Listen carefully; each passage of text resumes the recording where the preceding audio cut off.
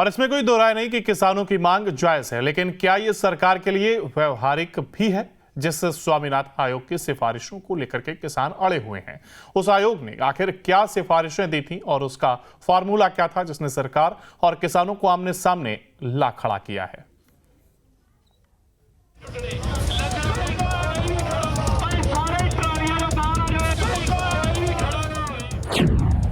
स्वामीनाथन आयोग की वो सिफारिशें जिस पर छिड़ा है घमासान।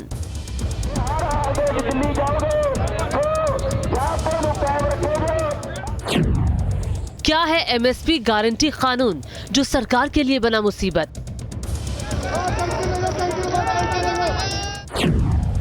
एमएसपी का वो फॉर्मूला कितना मुश्किल, कितना आसान?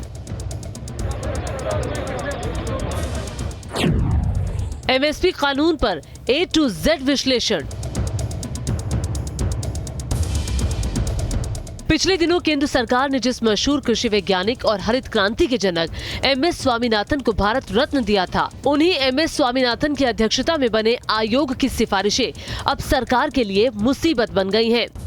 ऐसे में सवाल उठता है कि आखिर स्वामीनाथन आयोग की सिफारिशों में ऐसा है क्या जिसे लागू करने की मांग को लेकर किसान अड़े हुए हैं, और आखिर क्यों सरकार एमएसपी गारंटी कानून पर कोई जल्दबाजी नहीं दिखा रही?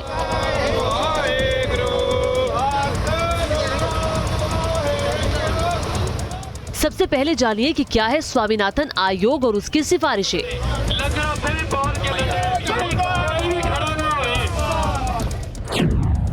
साल 2004 में स्वामीनाथन आयोग का गठन हुआ था। इसे नेशनल कमीशन ऑन फार्मर्स का नाम दिया गया। MS स्वामीनाथन को आयोग का अध्यक्ष बनाया गया। स्वामीनाथन आयोग ने किसानों की दशा सुधारने को लेकर कई सिफारिशें दी। साल 2006 में स्वामीनाथन आयोग ने अपनी रिपोर्ट सौंपी। रिपोर्ट में सबसे अहम सुझाव MSP यानी न्यूनतम समर्थन मूल्य का था।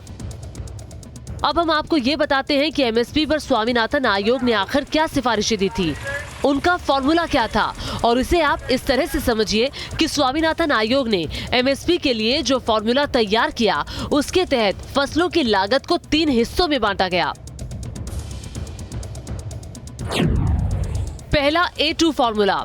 इस फॉर्मूले के तहत फसल की पैदावार में नकदी खर्च, जिसमें बीज, खाद, कीटनाशक से लेकर मजदूरी, ईंधन और सिंचाई में आने वाली लागत शामिल है।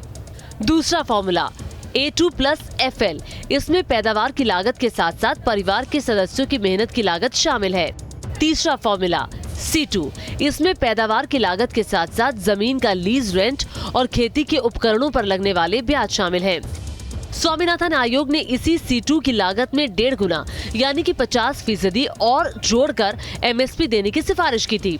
ये तो है A2+FL + 50% फार्मूला।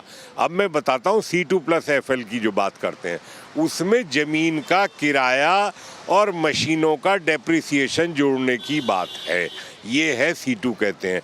अब आप ये बताइए जिनकी अपनी ज़मीन है उनका भी किराया कैसे जोड़ा जाए, और दूसरा जो हाथ से खेती करते हैं जिनका मैकेनाइजेशन नहीं है उनका कैसे करा जाए। इससे इतनी बात भर है।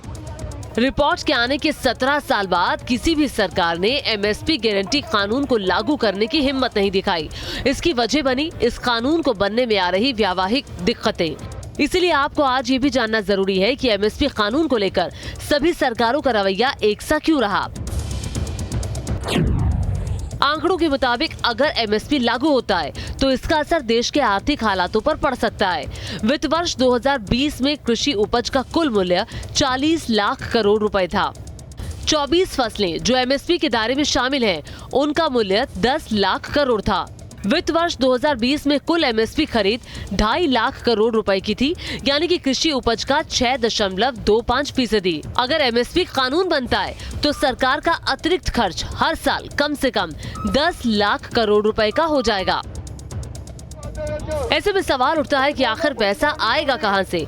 क्या बुनियादी ढांचे और रक्षा खर्च में कटौती के लिए देश तैयार है? शायद नहीं। क्या अतिरिक्त टैक्स के विचार से हर कोई सहमत हो पाएगा?